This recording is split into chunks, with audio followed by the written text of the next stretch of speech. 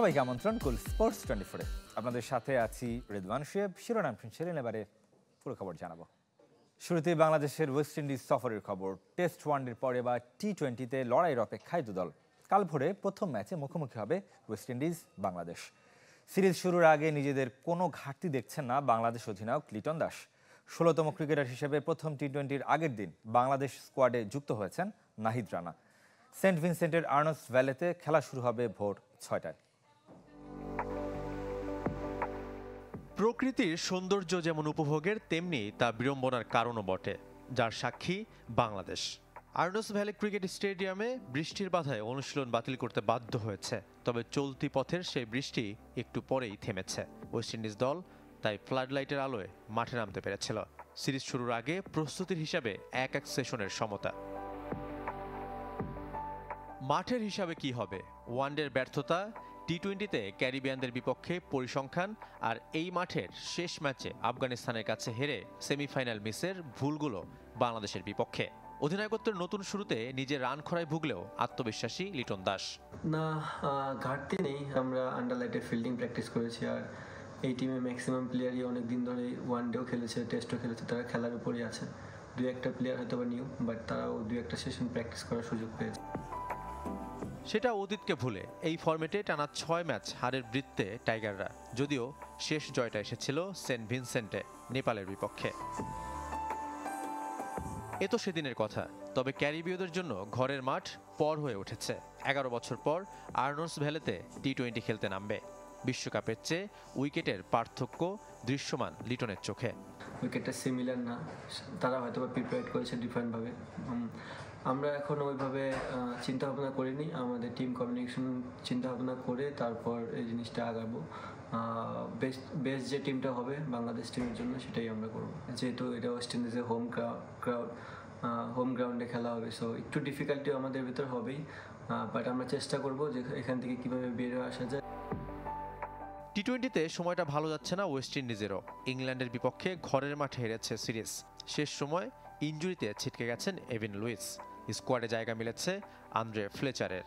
নবীন কেচিকার্টি ও Justin grips অধিনায়কের তুরুপের তাস। সবসময় আমরা ভালো ক্রিকেট খেলতে চাই। বাংলাদেশের বিপক্ষে সিরিজ জয় দিয়ে বছর শেষ করা হবে দারুণ ব্যাপার। আশা করব নতুনরা তাদের ওয়ানডে পারফরমেন্সের ধারাবাহিকতা ধরে রাখবে। দু দলের 16 দেখায় 5 জয় বাংলাদেশের, 9টি জিতেছে ওয়েস্ট ইন্ডিজ। শাফাত মিদুল, চ্যানেল 24। জাতীয় দলে কারো জায়গায় স্থায়ী নয়। এনসিএল টি-20-তে ভালো মানের ক্রিকেটার পেলে বর্তমান দলে থাকাদের সরিয়ে দিতে চিন্তা করবে না বিসিবি। নতুন পুরনো সব ক্রিকেটারদের নতুন করে পরখ করছেন নির্বাচকরা।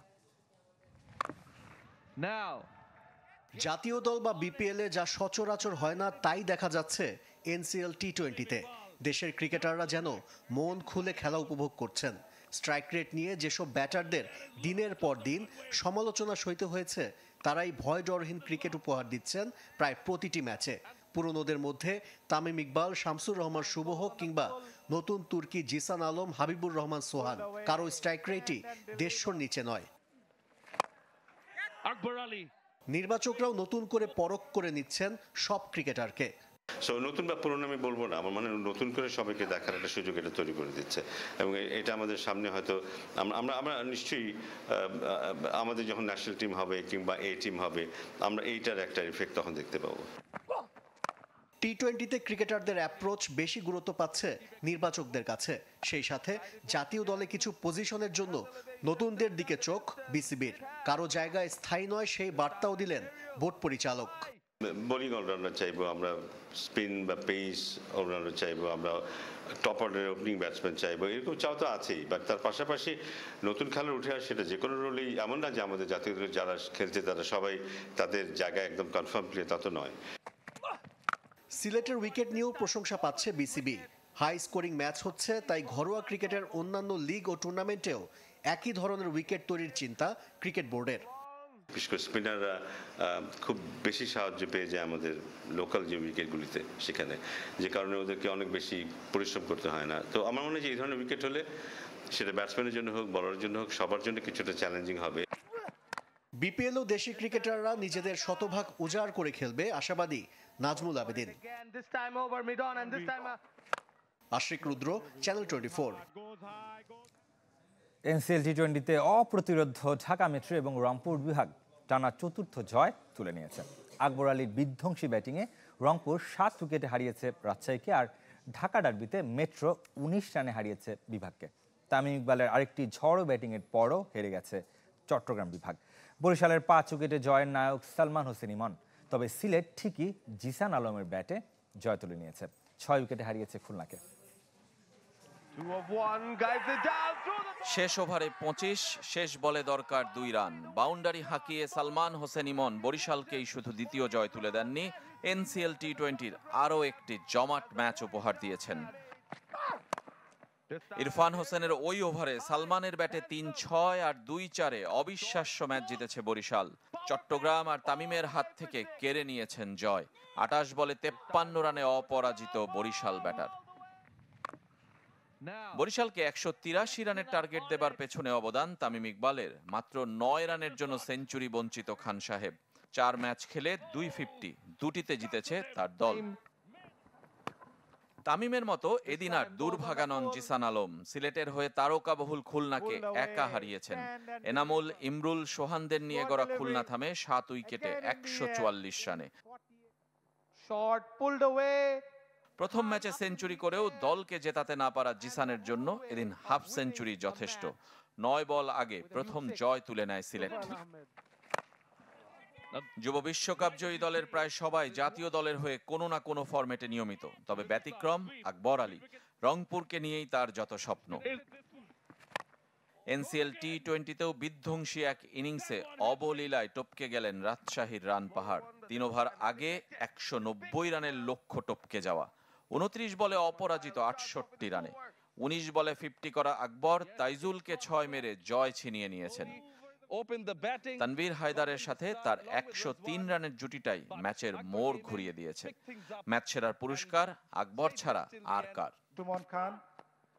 আউটারে 190 রান করেও হারতে বসেছিল ঢাকা মেট্রো। ঢাকা ডার্বিতে বিভাগের জয়ের নায়ক হতেও কেউ হতে পারেনি। রনি তালুকদারের 200 আর শুভাগত হোমের 350 স্ট্রাইক রেটের ইনিংসগুলো বড় হয়নি, বরং আনিসুল ইসলামের 4 উইকেট মেট্রোকে আরও একটা জয় এনে দিয়েছে। 171 রানে থামে ঢাকা বিভাগ। মেট্রোর সাফল্যের মূলে তাদের অধিনায়ক নাইম শেখ। জাতীয় দল থেকে বাদ পড়া এই ক্রিকেটার 4 ম্যাচে পেয়েছেন দ্বিতীয় 50-র দেখা। 4 জয়ে মেট্রো আর রংপুরের প্লে অফ খেলা অনেকটাই নিশ্চিত। রেজওয়ানুজ্জামান, চ্যানেল 24। জানাবো সিনিয়র ডিভিশন থেকে নির্দিষ্ট ক্লাবের প্রমোশন নয়, আগ্রহী ক্লাবগুলোকে উন্মুক্ত রেজিস্ট্রেশনের সুযোগ দেওয়ার নির্দেশনা দিয়েছেন মহানগর ফুটবল লীগ কমিটির চেয়ারম্যান। রোববার প্রথম সভা করেছে ফেডারেশনের এই স্ট্যান্ডিং কমিটি, ছিলেন ক্লাব প্রতিনিধিরাও। অবশেষে আনুষ্ঠানিকতা। ঢাকা মহানগরী ফুটবল লীগ কমিটির নতুন কমিটির প্রথম সভা। ফেডারেশন সহসভাপতি সাব্বির আহমেদ আরিফকে চেয়ারম্যান ঘোষণা হয়েছিল আগেই। কো চেয়ারম্যান হিসেবে তিনি বেছে নিয়েছেন আমির খানকে। তারা দুজন সহ কমিটি 9 জনের। প্রথম সভায় কয়েকজন ক্লাব প্রতিনিধিও ছিলেন। সবাই মিলে একসাথে কাজ করব। নিচের স্তরের লীগ মাঠে গড়াতেও বাধা মাঠ। রোববারের সভায় মাঠ আর ক্লাবগুলোর আর্থিক সংকট নিয়ে আলোচনা হয়েছে বেশি।